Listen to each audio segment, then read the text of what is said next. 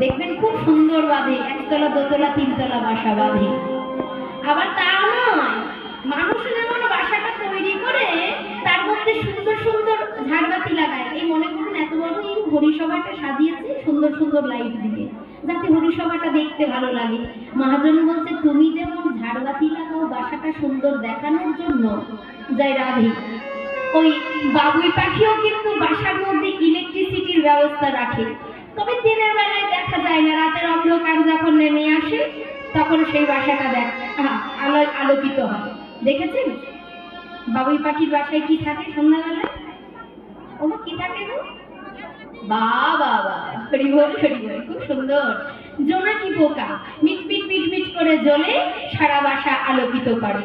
মহাজন বলল মানুষ যা করে বনের পাখিরাও সেটা করে, মানুষও খায় বনের পাখিরাও খায়, বনের পশুরাও খায়, মানুষও বাচ্চা দেয় বনের পশুরাও বাচ্চা দেয়।